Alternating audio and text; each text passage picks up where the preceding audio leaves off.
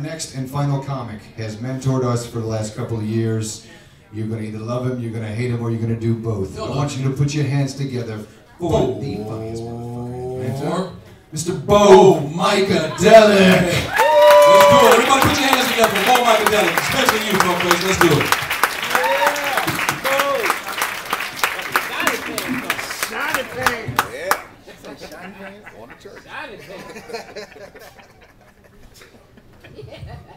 Now, please have a seat. That was the most interesting quiz before an introduction at a comedy show that I've ever heard. Pop quiz, too. What number are we? Number 1!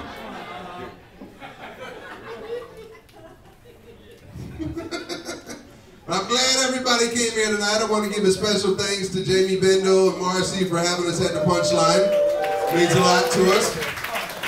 Yep. Thank you, HT, for selling the most tickets to all you Jewish fans.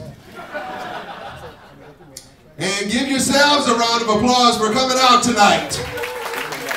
Yes. To show you my gratitude, I will be giving hugs after the show.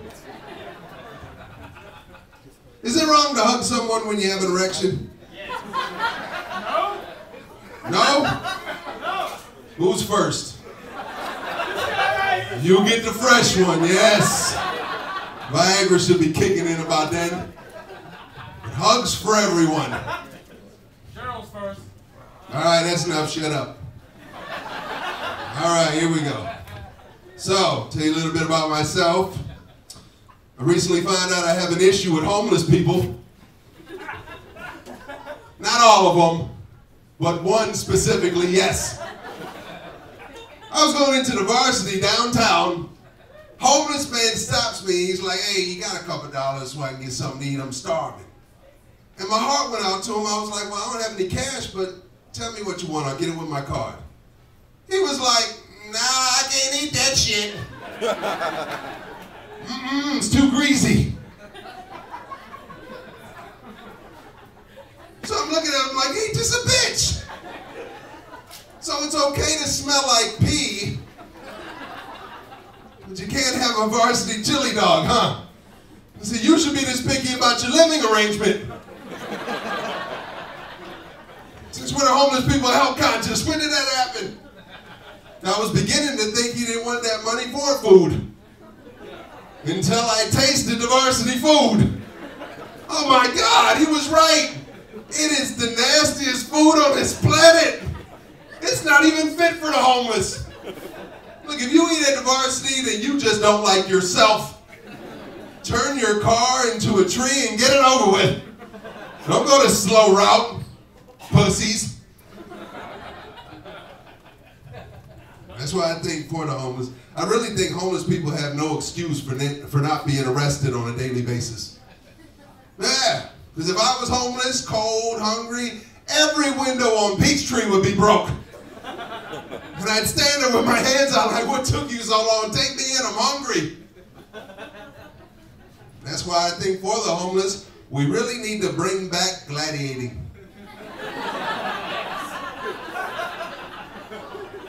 Don't sit there and judge me like you adopted one.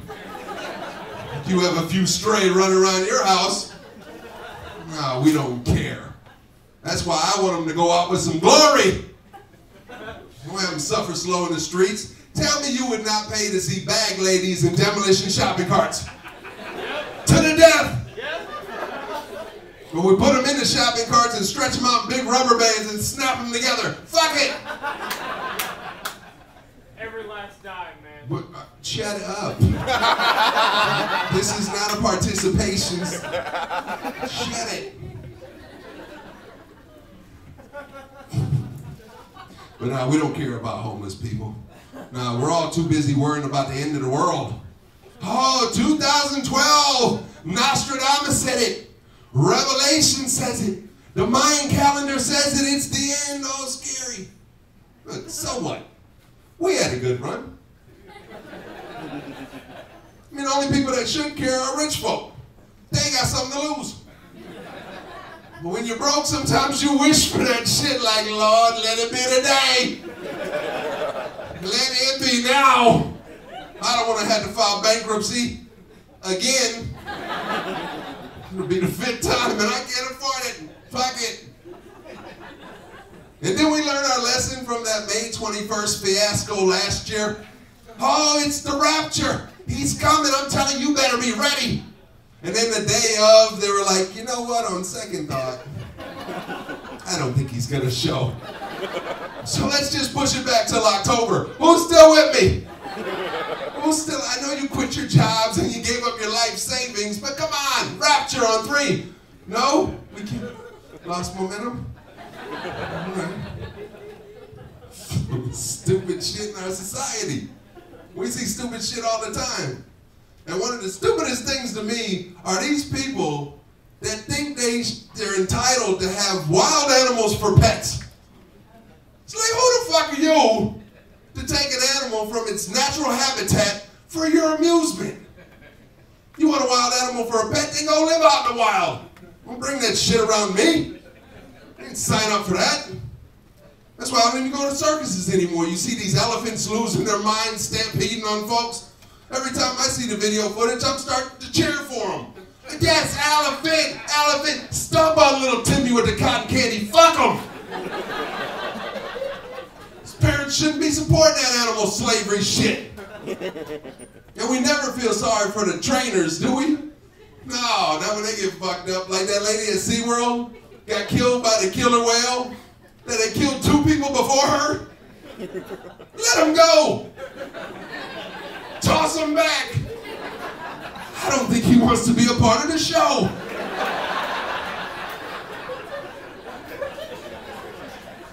And it was her fault too. Ladies, would you go out on a date with a man that had killed 2 women before you? Who is it? Bitch, open the door. It's Kill at Will. And I hate the way, bitch. Oh, I think I can change him. Oh, doo-doo-doo. Let her have it. She got it. All for the sake of entertainment. Like Siegfried Roy. When I saw it, I was like, good show, Roy, good show. Encore. Encore. Siegfried's still standing there. The show must go on. Crazy shit. The other day I was watching one of my favorite shows on TV, All in the Family. Any All in the Family fans? Oh, love it. TV One. And this commercial comes on asking me to send hard-earned money to help save the polar bears. And I'm looking at this commercial like, you want me to send you money that I've earned from a job I don't like? To help save some shit I will never see or ever want to see. Fuck you, commercial. I ain't doing it. Because here's my take. If the polar bear's survival is contingent upon humans, they're fucked. We don't even care about ourselves. Look at the homeless. Maybe we care about the polar bears if they tasted like cows. Chickens or pigs or whatever we shove in our faces. Then we mass produce them. Pump them full of steroids, antibiotics, and fucking hormones and shit. And then we mass produce them. You have them on a farm. And then we just consume the shit out of them. Like, oh yeah, let me get 3 double polar burgers with cheese, extra mayonnaise, and some clogged arteries. Fuck you guys, that's funny to me. Well, what we ought to do is put the polar bears in the arena with the homeless. Tell me you would not pay to see a polar bear take on 5 crackheads to the death. Winner gets to eat the other. Fuck you guys. Tell you a little bit about myself. I've currently I've been happily married for 9 years. Don't clap, don't clap. Because I've been unhappily married for 9 years too. And 18 years with this one is enough. So I'm currently going through a divorce right now. Now you can clap. Thank you, freedom. And it wasn't her fault, it wasn't my fault, it's just our crazies didn't match anymore. You know, my crazy was zany, tell some jokes. Her crazy was cut you in your sleep. And I like to sleep. I had to get out of that one. Last argument we had, she was like, you gotta go to sleep sometime. Say that shit, but you gotta go to sleep sometime. I was like, fuck, she's right. And I had to leave the house in order to sleep sometime. And she's bipolar too. Oh yeah, according to my diagnosis. You couldn't tell what she was gonna be like day to day. One day she'd be like, babe, I love you more than anything. And the very next day she'd be like, why don't you just die? Fuck you guys. That's serious shit to me. And my ex-wife, she's black.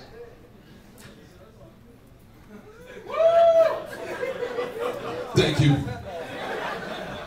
And I am white. Yes, I am white. I know some of you were wondering. Like, is he high yellow? I don't, the voice, it's just, yes, I am white. And it's not a wannabe thing either. I mean, you think I want my credit fucked up? I mean, it is fucked up, but I don't want it that way. It's just a trait, a soul trait. Can you imagine being white with none of the perks? And I also have some white traits too. Like for instance, I don't use a washcloth in the shower. No need for me. Soap to skin, baby.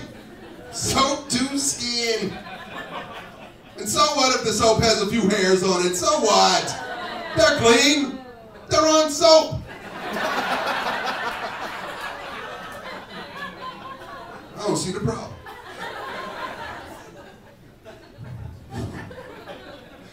But my ex-wife is black and I am white, which of course makes our children Puerto Rican. Puerto Rican, see, mommy? Still disappointed they can't speak Spanish, but I'm getting over it. I said that joke one time. I was like, my wife is black and I'm white, which of course makes our children. Lady in the front row said, Gray? Gray? I was like, that's brilliant. I'm gonna share that. But they side with hers, so I gotta take her to court, make sure she takes them. Trying to put them off on me for half the time. Fuck that. I don't need them complaining to you about me. Yeah. But being in a relationship that didn't work, I can honestly say, knowing now what works and what doesn't work in a relationship. And it really comes down to the golden rule. Anybody believe in the golden rule? Do unto others as you would have them do unto you. No one else believes it? Clap if you believe in that shit. Yes. I do too. That's why I have no problem going down first. I'll do it because that's what I would want. But I expect a fair exchange. And if I don't get it, I lay on the guilt. Like, ah, woman, you're no real Christian. You think Jesus would be proud of the way you're always receiving and not giving? It's selfish. I rebuke you, Satan. Funny to me. We have any religious folks here tonight? Besides the obvious Jewish crowd? Anybody here extra Christian? Bible quoting, making everybody uncomfortable Christian? No? It's too bad, they're usually my biggest fans. And I don't know about anybody else here, but the Bible confuses me. It does. Because you don't even have to be bad to go to hell, according to the Bible. You can live your whole life unselfishly loving, but still you have to be saved to get into the kingdom. Like Jesus is the doorman to Club Heaven, checking IDs like, wait a minute, what year were you born? Again.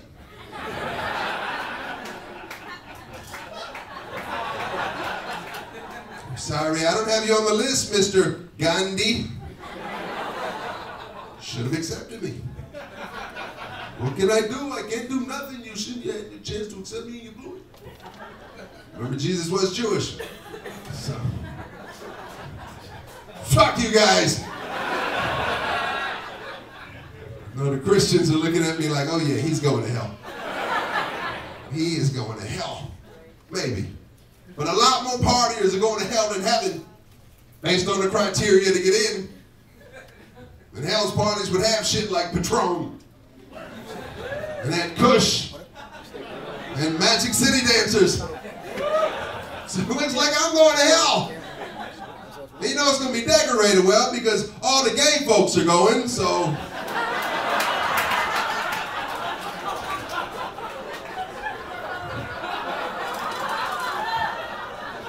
I didn't make the rules. I'm just saying it's going to be clean.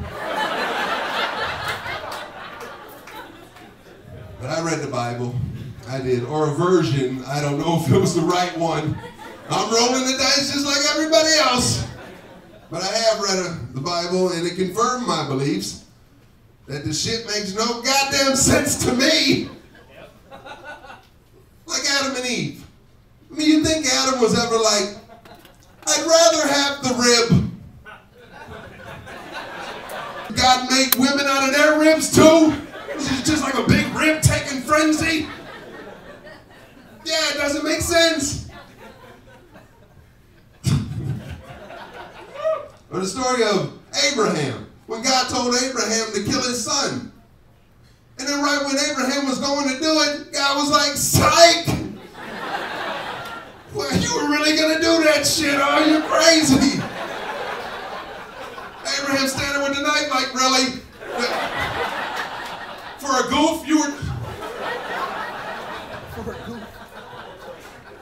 And I'm not even going to talk about Noah in the ark, or Moses in the Red Sea, or Jonah in the big fish, or Jack in the Beanstalk. I'm not going to talk about any of them. But I am going to talk about the Tower of Babel incident. Anybody know that story? Oh yeah. Well, according to the Bible, or the Old Testament, Torah, whatever, all the people of the world back then were all one something or another. And they wanted to see God so bad that they built a tower. Which tells you that the people of the world back then were smart enough to build towers. But dumb enough to think they could build one high enough to see God. What was he, on a spaceship? And God got so upset by this unachievable project that he shot everybody around the world, gave everybody different languages, skin color, and porn sites. Which I appreciate, thank God. I like diversity. But he did that instead of just knocking over the tower, which would have got the same point across. Don't do it. I mean, you think God was like, yeah, over here we'll put the terrible drivers, but they'll be able to fly in all their movies. Over here we'll put the very rhythmic, but very late. Some still haven't shown yet. And over here we'll put the selfish ones that will enslave, oppress, and kill all the rest. Which God doesn't seem to mind as much as looking at him. The fuck out of here with that bullshit. I'm too grown. I'm too grown to believe in bullshit. That's what all you need to be doing. He gets it. And then you have the greatest story ever sold. The story of Jesus. Oh, you gotta have some Jesus in your life. If you don't have Jesus in your life, you're no better than a walking dead. We should be able to come up and shoot you in the head because you're already dead. Nobody wants their brains eaten by someone who doesn't believe in Christ. Fuck you guys.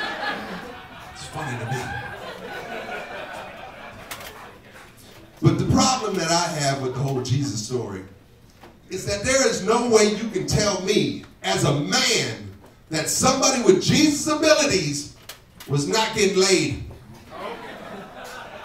He was a rock star. He had crowds by the thousands following him. He had to have had some groupies.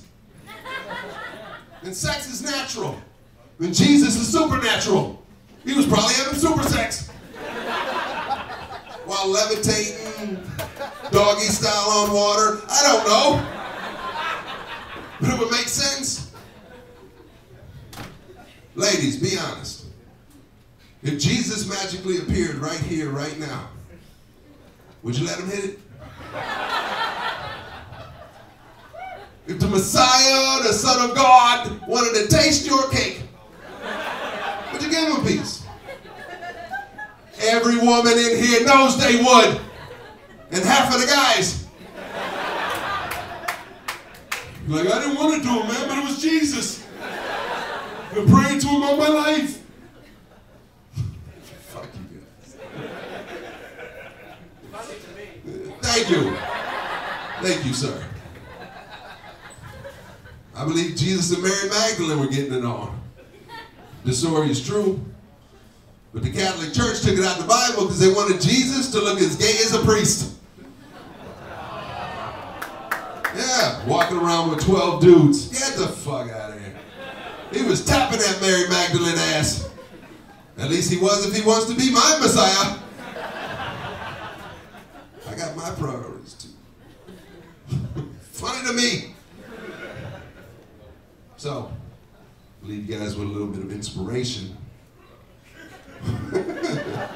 Some you can turn to in trying times, and I encourage you to share it with others.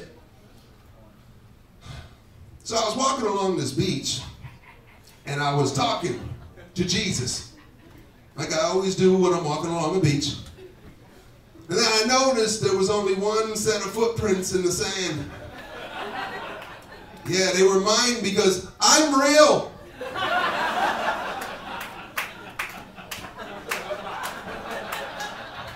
And I'm not fucking crazy. Not enough to think some invisible man is carrying me along the beach. Don't talk about my Savior like that. Funny to me. All right, I'm gonna leave you guys with some party jokes. Yeah. Some of you tell your friends, your family, your co-workers, and when they ask you who told you them jokes, you tell them Bo Micadelic told you them jokes. Who told you them jokes? Goddamn right. Joke number one. Guy's sitting at a bar and he notices that this female has a tattoo of a seashell on the inside of her thigh. So he goes over to her. He says, "Man, why do you have a tattoo of a seashell on the inside of your thigh?" She said, "Because when you put your ear up to it, you can smell the ocean."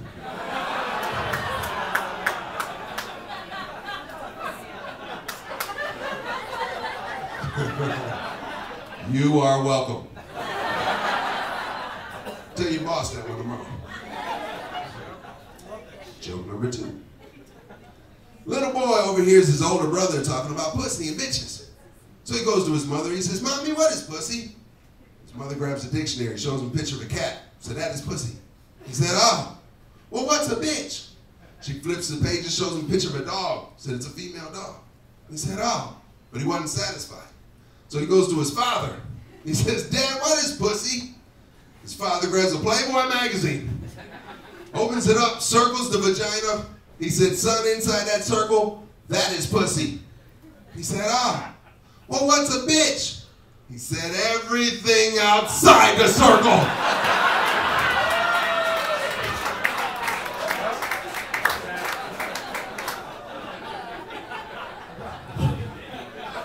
I hope you guys remember that one. That's a good one. All right, last joke. And I appreciate all of you staying and sticking around until I got up here. I appreciate that. You know, yes, give yourselves a round of applause one more time. All right, last party joke, and this is my favorite party joke of all time. So now you know. Guy goes into a doctor's office. He says, "Doc, you have to help me with my stuttering." So the doctor says, okay, remove your clothes, let me examine you, see what the problem is. Guy takes his clothes off. Doctor said, right there's your problem. You have a 15-inch penis. And the weight of that penis is pulling down on your lungs and creating a speech pattern. But with technology nowadays, what we'll do is we'll take the head off, remove 10 inches, put the head back on, you have a normal life. So the guy says, okay. 2 months later, he comes back. He's like, Doc, you're right, everything's great with my speech. But I'm losing all my girlfriends now, so I'm going to need them 10 inches back. Doctor said, fuck you! I'm Micadelic. You guys been great. Appreciate it. Appreciate you guys coming out.